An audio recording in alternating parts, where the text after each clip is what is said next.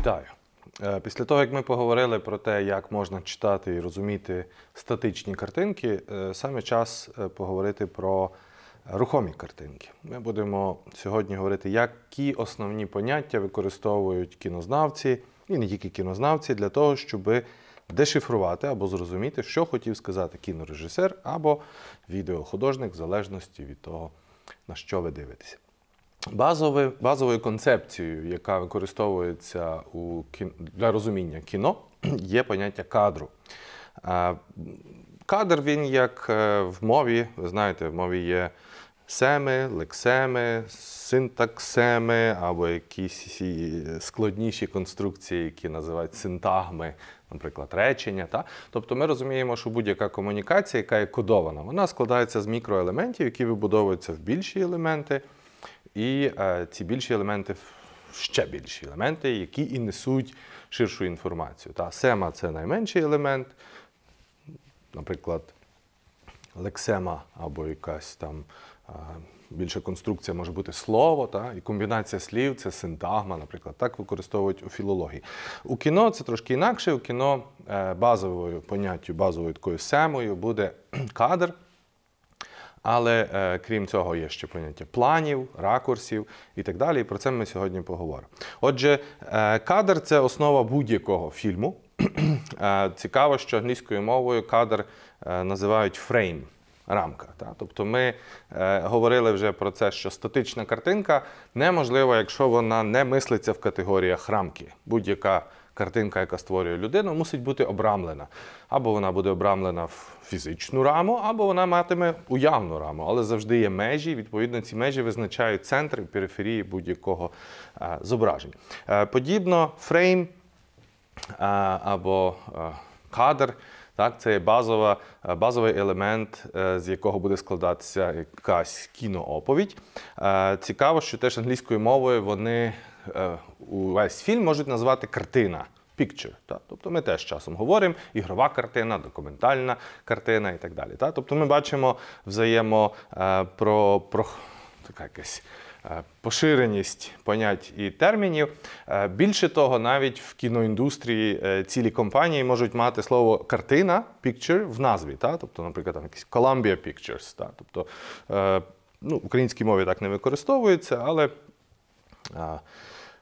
не ми винайшли кіноапарат і кіномову, тому дуже часто ми щось запозичуємо з того світу. Ось це приклад відного кадру з фільму «Джеймс Бонд», і ми бачимо відразу, нам задається ситуація, в якій видно дуже добре героя, і видно місце, в якому відбувається дана дія. Для цього і конструюються відні кадри, зараз про це ще більше поговоримо. Але перед тим, ще раз хочу наголосити, людське око, воно бачить дуже багато. Як ми вже згадували, око, воно то бачить, воно є інструментом для бачення. Але ми бачимо зазвичай ось цією частиною нашої голови, там, де схований центр розпізнавання різних електронних, електричних, нервових сигналів, які трансформуються в те, що ми називаємо зображенням. Так от ми бачимо, як я вже згадував, ретіною і фовією. Ретіна, вона дозволяє бачити різні периферійні точки, всю картинку. Фовія досить сфокусована. І ми можемо цією метафорою дивитися теж на кадр. Тобто ми бачимо світ дуже-дуже такий різний, але щоб щось конкретно побачити, ми мусимо на це подивитися. Відповідно, тоді зображення потрапляє в фовію і отримуємо ми картинку. Так само кадр. Кадр – це те, що побачила камера. Відповідно, за камерою є людина, і ми можемо припустити, що кадр – це дуже важливі картинки, з яких складає оповідання хтось. Звичайно, кіно – це командна робота, дуже багато людей залучені, але зазвичай режисер і оператор, вони взаємодіють для того, щоб вибудувати певну конструкцію тих чи інших кадрів.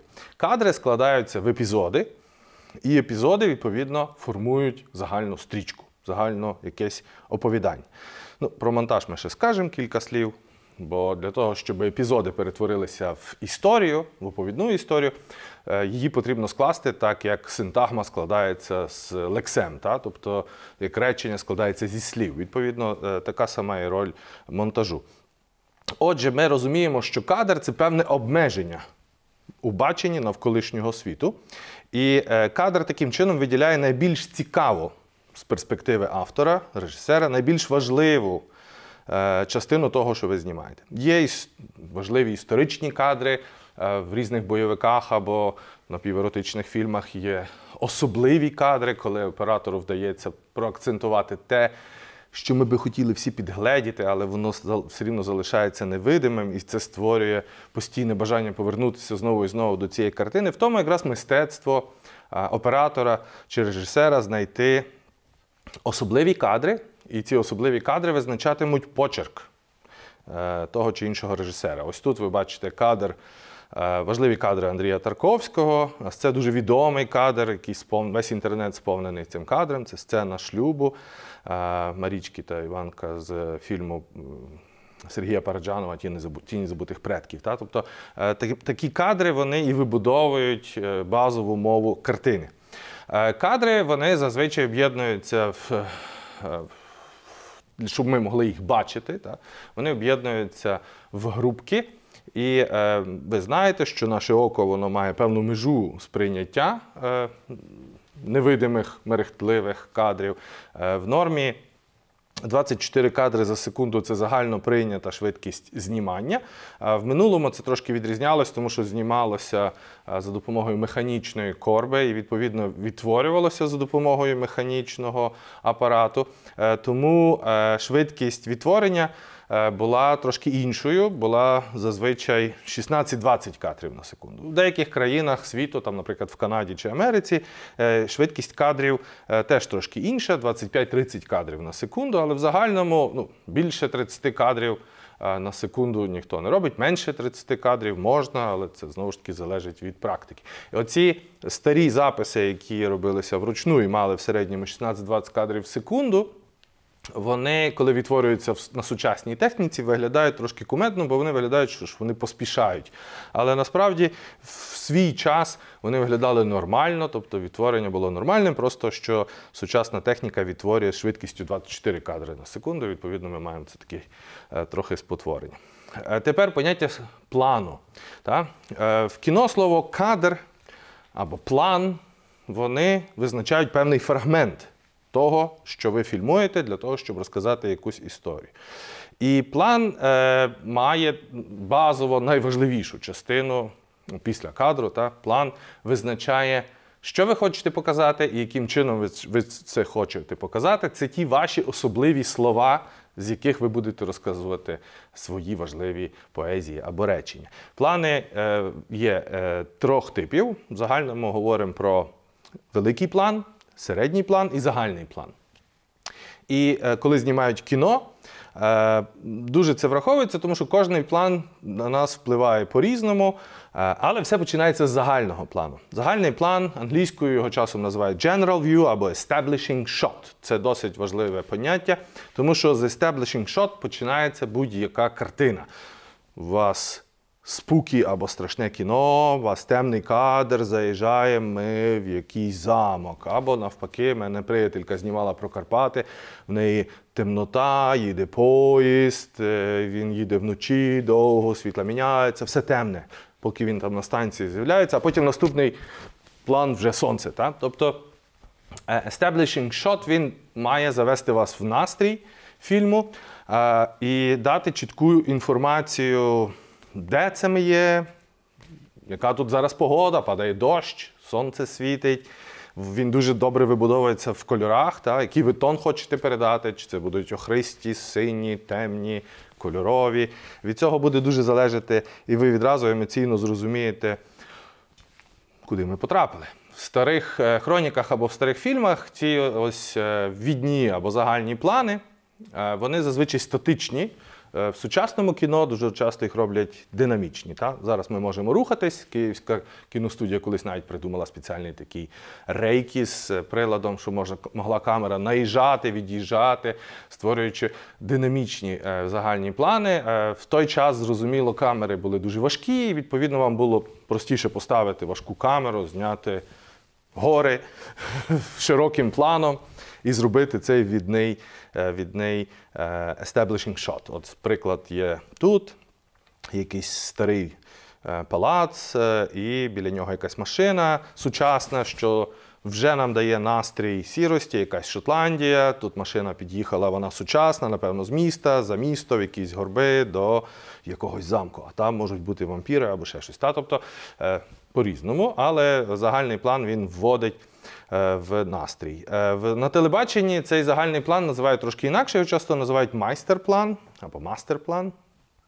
Мастер-план, він покаже вам всю студію, він покаже вам сеттінг, він покаже вам найважливіші деталі того, де відбувається подія. В тому сенсі телебачення і кіно трохи будуть відрізнятися, тому що для телебачення, взагалом для телефільмів, великі загальні плани, менш характерні, вони або будуть довгі, такі протяжні, щоб ви могли слідкувати за камерою, але загалом для телебачення важливіші середні плани. Це пов'язано теж з екраном. Так? Кіно ви дивитесь на великому екрані, телевізор все-таки стартував з малесенького, з лінзою, все більше, більше, більше, але все рівно пропорції екрану 4:3 або 16:9 – це стандартні, але вони пов'язані з кінопроекціями. В телевізорі квадратні співвідношення, і тому легше роздивитися деталі в середньому плані або в наближеному плані, коли камера наближається зовсім ближче до людини. У кіно все-таки загальні плани – це велика цінність. Часто режисери кажуть, що в загальних планах видно гроші. Ось це кадр з фільму «Клеопатра» голлівудському, давньому. І ви бачите весь цей план загальний від неї. Ось ця Клеопатра, ці скульптури, ця маса людей, Цезар там якийсь, чи коханець Клеопатри, не Цезар, колони. Все це мусило бути збудоване. Тобто це якась декорація, яка будувалась довго і нудно. Нещодавно один французький режисер знімав під Києвом фільм. Вони мусили цілий штетель зняти, тобто створили ціле село, поселення, яке і залишиться. Це дуже дорого, тому кіно дороге задоволення. Це загальний план з фільму «Матриця», і ви бачите, що тут практично все вже зроблено цифровим, електронним цифровим методом. Це економить кошти, хоча це теж дорого коштує, але це дозволяє нам створювати зовсім макабричні такі плани загальні, де людина, ви його майже не бачите, Нео спілкується з богом машини. І це дуже таку історію досить складно зробити в декораціях, тому її роблять графічно. Середній план нам теж дуже потрібний, тому що середній план дозволяє нам наблизитись до сцени, до самих персонажів. Ми можемо побачити вирази обличчя, пластику, коли люди перекидаються поглядом. Ось ця сцена з фільму Параджанова, вона чудово показує, як працює середній план. Ви бачите дівчину, яка дивиться на ікони, якби молиться, вона щаслива, бо вона закохана, і він дивиться на неї. Ці перестрілки поглядами неможливо побачити в загальному плані. Ви мусите підійти, наблизитись до героїв. В середньому плані ви можете показати взаємодію героїв. От ще один кадр з фільму. Зазвичай, коли ми показуємо якусь взаємодію, розмови, близькі ситуації, потрібний середній план. Середній план дуже активно використовують в рекламі. Спочатку дають якийсь загальний наїзд, там, наприклад, родина сидить за столом, їсть якісь чіпси чи ще якусь ерунду, а потім камера буде наближатись, тому що їм треба показати what kind of чіпси, що за назва там є. Тобто ви дуже часто це бачите в кліпах українських виконавців, і раптом в середньому плані вискакує рука, яка тримає там спрайт або ще якусь ерунду, і відповідно ви розумієте, що в цей середній план заводять рекламу, яка, напевно, заплатила за створення цього кліпу. Тобто це вже ніякий не секрет. В крупних планах цього не будуть робити, в середніх планах зазвичай заводиться те, що називають вже в маркетингу і в бізнесі цьому product placement. Тобто заводиться якась назва автомобіля, який купив собі частину кадру або кілька планів в цьому фільмі і так далі. Відповідно, це теж є зона, де відбуваються продажі. Дуже часто режисери перед тим, як створити фільм, зустрічаються з дуже багатьма компаніями і продають ці середні плани. Ви можете собі купити навіть локацію, припустимо, цілі міста. Був такий важливий смішний поп-фільм про перевізник. І там Одеса, наприклад, купила собі плейсмент, тобто героїню цього фільму, вона нібито була з Одеси, і її перевозив там цей головний герой, і вона там сказала кілька фраз про те, що українці, вони все-таки відрізняються від росіян, бо в нас в серці щось інакше. Цей плейсмент коштує гроші, згадування Одеси і так далі. Ну, це те, що в середніх планах дорого коштує. В телевізійних шоу фактично всі ток-шоу знімаються на середніх планах. Ось тут є приклади кадрів. Вам спочатку показують студію, потім ви завжди маєте середні плани, тому що інакше ви не бачите учасників, тим більше, якщо розмова відбувається в парі, або є двоє ведучих і хтось, з ким вони розмовляють, тобто вам завжди треба тримати середній план, і оператори, які вже працюють на телебаченні більше на пультах, вони будуть завжди перемикати середній, загальний, середній. Тобто в макроплан менше будуть заходити, але будуть заходити. Середній план дуже важливий для фільмів, в яких важливі емоції, наприклад, комедії. Ви мусите кривлятись, посміхатись, плакати, якщо це мелодрама. Тобто, а як співчувати людині? Вона мусить показати, для того ми беремо хороших акторів, своїми емоціями якісь переживання. Відповідно, усе це знаходиться в середньому плані. Фільми знаменитих таких режисерів або акторів, як Чарлі Чаплін, майже всі зняті в середньому плані, тому що тільки в середньому плані ви побачите його походку, ви побачите його рухи, як він викривляється, як він показує очима, тим більше це були в більшості німі фільми, тобто основна емоція була чисто виражена через форму в середньому плані. Отже, загальний план розповідає нам про місце події, кількість персонажів, це масова сцена чи порожня.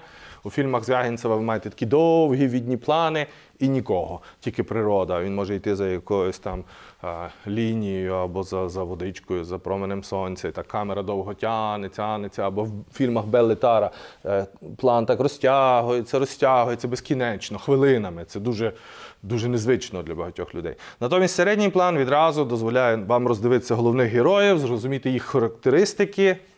Вредний, поганий, красива і так далі. Всі серіали вибудовані на середніх і макропланах, тому що там тільки є діалоги і взаємостосунки двох-трьох героїв. Перейдемо до крупного плану. Зазвичай, коли знімається кіно, рух іде таким чином. Знімаються загальні плани, оці establishing shots, потім знімаються середні плани і вже потім знімаються крупні плани. Крупні плани знімаються для того, щоб підкреслити певні смисли, поставити акценти. Тобто є якась репліка героя.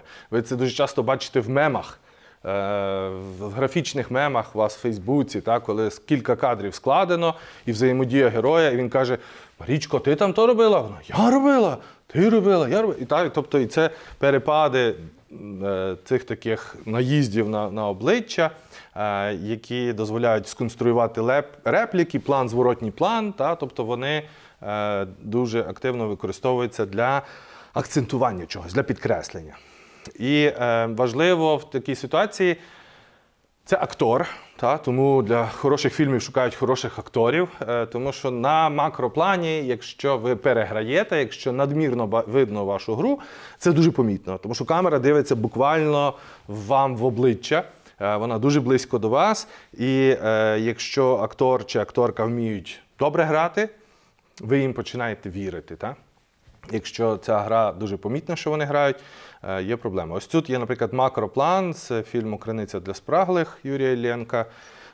І ви бачите, наскільки гармонійно актриса тримає свою позу, лице, очі її сповнені суму, і вона, в принципі, створює абсолютно такий гармонійний, зрозумілий для нас образ, який не вмикає ніяких додаткових асоціацій. Отже, на макроплані ми можемо передати міміку, емоції, характер, настрій, певну реакцію персонажа.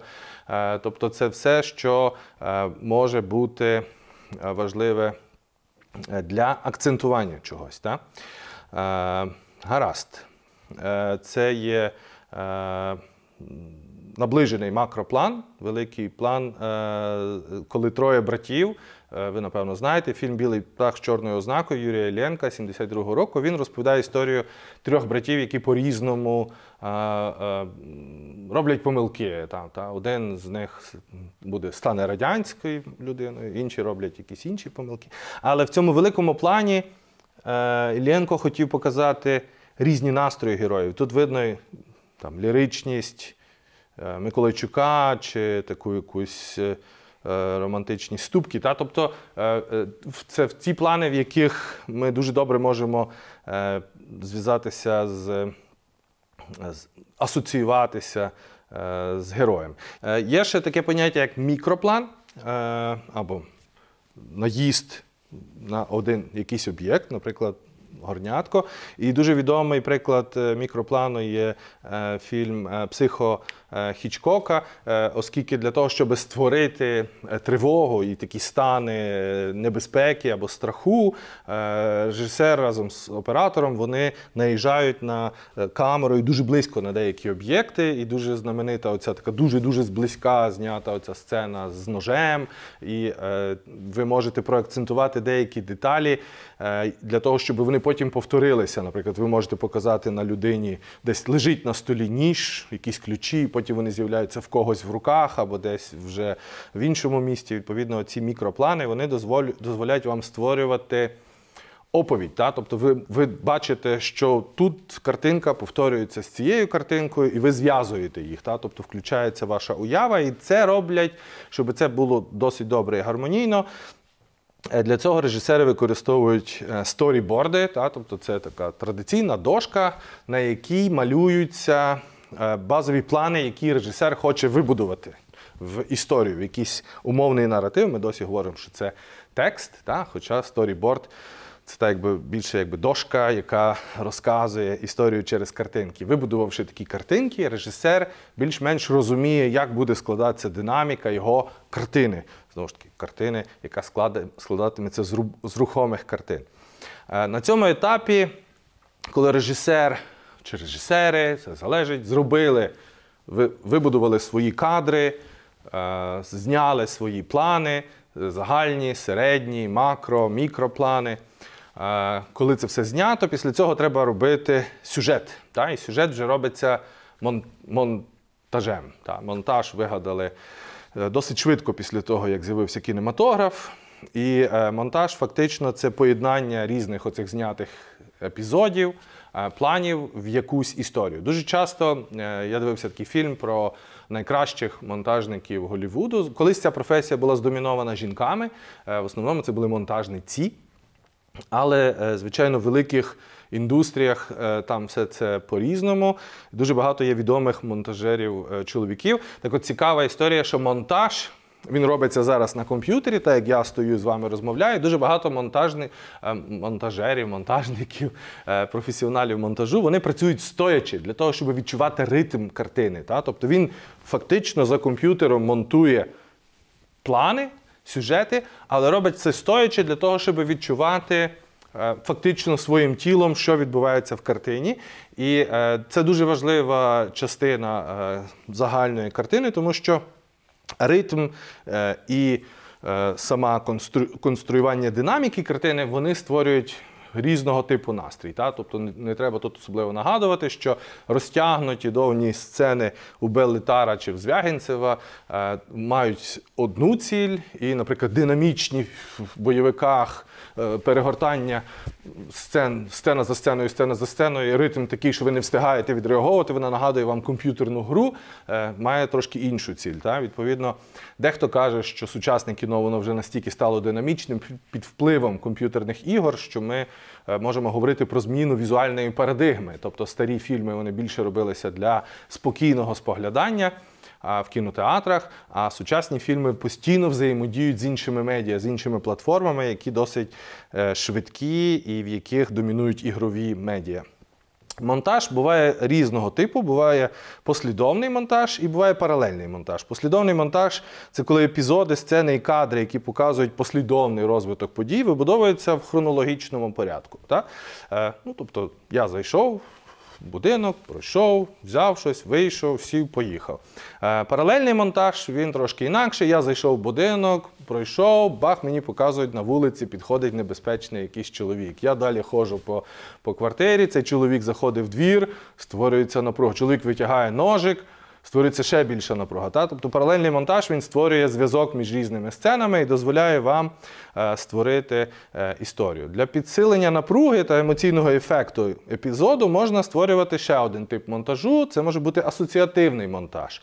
Асоціативний монтаж – це коли сцени, що чергуються, вони викликають в глядача думку про подібність, аналогії, взаємозв'язок між певними подіями, об'єктами, метафорами, порівняннями. Так працюють в художньому кіно дуже часто. Асоціативний монтаж характерний для різного типу некомерційних фільмів. Тобто, коли вам важливіше виконструювати якусь важливу, глибоку метафору. Ну і, звичайно, є ще цілий ряд важливих елементів, про які я не маю можливості тут сказати, але це ритм, так як я вже казав, монтаж задається теж відповідним ритмом, який дуже важливий.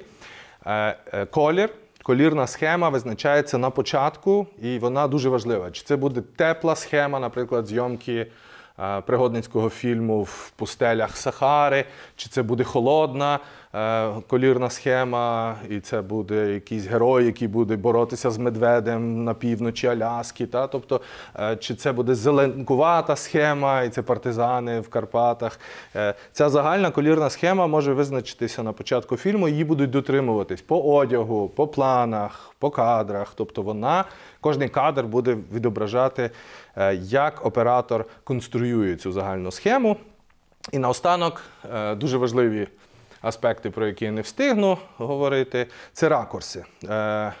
Режисер завжди працює з оператором в дуже близьких стосунках. В комерційному великому кіно, як в голлівудському кіно, дуже важливим агентом ще виступає ціла студія. Тобто режисер вибудовує історію, оператор виконструйовує плани, епізоди, колірну схему може зробити хтось навіть інший, але студія може контролювати фінальний монтаж. Тобто режисера або оператора можуть навіть не допустити до фінального монтажу, тому що монтаж визначить те, як студія хоче побачити цей фільм і в якому певному візуальному стереотипі він має бути вироблений.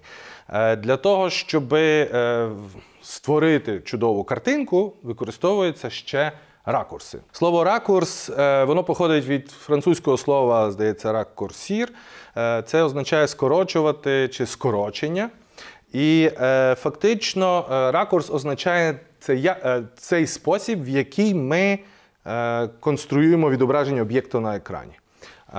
Ракурс, він важливий, тому що він фактично дозволяє нам співставити себе з оператором. Тобто ми дивимося ніби очима камери, і ми теж знаємо в своєму житті, що це дозволяє нам, по-перше, асоціювати себе з оповідачем, а по-друге, ми дивимося, якщо ми дивимося вгору, вниз, вбік, у нас є різні відчуття і різні емоції, і неправильні ракурси, вони можуть багато чого зіпсути, а правильні ракурси навпаки збудувати. Є типовий демократичний ракурс в рівних, тобто коли я дивлюсь на вас на рівних.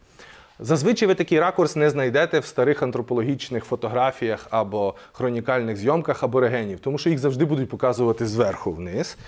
Зверху вниз завжди дозволяє, ракурс зверху дозволяє підкреслити ваш вплив, вашу силу. Ви більші, от я великий, а тут маленька дитина.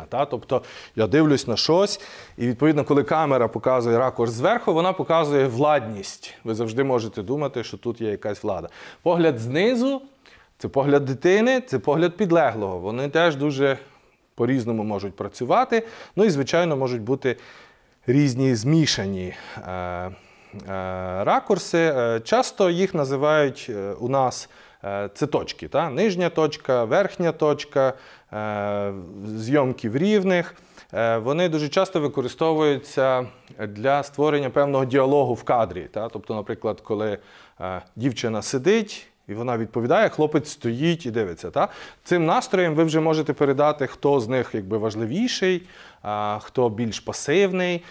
Інший сюжет – це може бути герой на коні, та? Тобто ви показуєте ракурс знизу, а він на коні, тобто він сила, він герой.